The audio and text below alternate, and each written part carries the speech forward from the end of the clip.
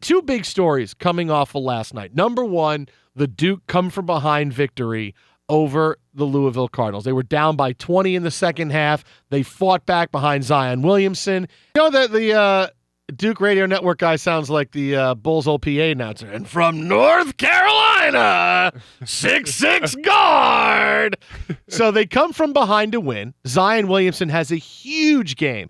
8 out of 9 from the free throw line. And after the game, when he was asked, hey, you're able to come from behind and win this game, you were getting drilled. He reminded everybody, you know what? Coach K only coaches winners. What were some of the things that Coach K was talking to you about in the huddles to keep you believing? He said he don't coach losers, want to coach winners. He said go out there, play hard. He can coach us to a win. I like that. I don't coach that. That's sounds like something from a Will Ferrell movie. I don't coach losers. I only coach winners. You're either first or you're last. I kind of dig that from Coach K. I love it. To me, it's just impressive that Zion bought into that system. He bought into going to Duke. He bought into Coach K. He didn't go to a Kentucky. He didn't go to another school that he wouldn't have gotten the same coaching, the same treatment. This guy's being coached up right now. You got the most you got one of the possibly the greatest collegiate athlete of all time in Zion Williams. Just a freak athlete, a guy that big, that strong, that fast, jump that high, is allowing himself to be coached. You look at Zion, we can talk about how raw he is. Well, he doesn't dribble great. He dribbles okay. He doesn't shoot great. He shoots okay. Well, he doesn't understand the game of basketball yet. Well, guess what? He's in a perfect position where he can learn. We've seen kids like that. Well, heck, we've seen kids a lot less talented, half as talented. Okay, kids think they just walk on water when it comes to the game of basketball. Zion Williamson hustling, learning the game of basketball, finding a position speaks volumes about the player that he's going to be. And we talk about this team coming back from 20 down. If I'm a scout in the NBA, as guys scout and draft and see who Zion is, they're going to go back and watch this game down 20 versus them blowing somebody out or another just fantastic win. They're going to watch these games when he's put in a pressure-filled situation. Because if you're supposed to be this guy, R.J. Barrett, Cam Reddish, okay, Zion Williamson, who are you down 20, bro? Because I want to know who you are. So with the comeback, you and I talked earlier in the show about Zion Williamson. Look, he's not even the first option on the team. He's probably the third option on the team when they're looking for points. But as far as how he translates to the next level, because now today is all about Zion Williamson and Duke and everything. And I get that, look, they own the news cycle for that. But the one thing that worries me for Zion Williamson, as I get ready to have my Knicks Zion Williamson jersey ready, and I'm thinking, with KD. Are you a Knicks fan? Zion, yeah. Condolences. Yeah, I know, it's tough. It's been a long 40 years.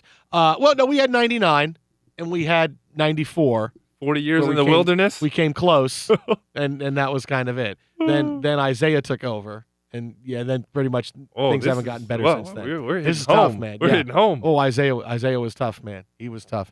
I think they're still paying Jared Jeffries. Unless you know him, I'm sorry. If you know him, that's awesome, but I think they're still paying him. Oh, gosh. But the one thing that concerns me about it, look, athletic, running up and down the floor, and he has shown that he is really men against boys. Now, getting to the next level, everybody's athletic, but the skill set he has is really different than so many different big men. But the thing that gets me, though, is he is a big kid already. He goes 285. Nobody in the NBA is 285. I think maybe one or two players can go right around 285. Nobody's that big, and you're 19. Now, when you get to the NBA, are they going to take more care of you? You're doing this professionally now. We're going to make sure that you eat right and everything is good. You get in the right weight training program, and obviously, but sometimes you can't stop genetics, and you're 285 when you're 18, 19 years old. You're going to turn into a really big guy. Two guys come to mind. Now, obviously, we can go the south route. We can go south with this, and everybody's worried about that.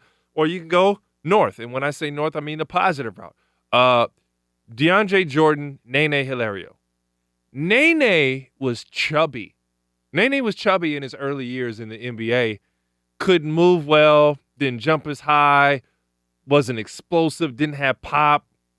Backup player, not impressive in the NBA. One summer, Nene comes back, fixes his diet, gets committed in the weight room. Literally, dude comes back chiseled, becomes a heck of an NBA player, dominant big man in the league. Second guy I think about DeAndre Jordan. DeAndre Jordan, early in the NBA, was not that effective. Didn't jump as high and run as fast. You saw his athleticism. He's an okay player. DeAndre Jordan committed himself to his nutrition, to his diet, to his postseason workouts.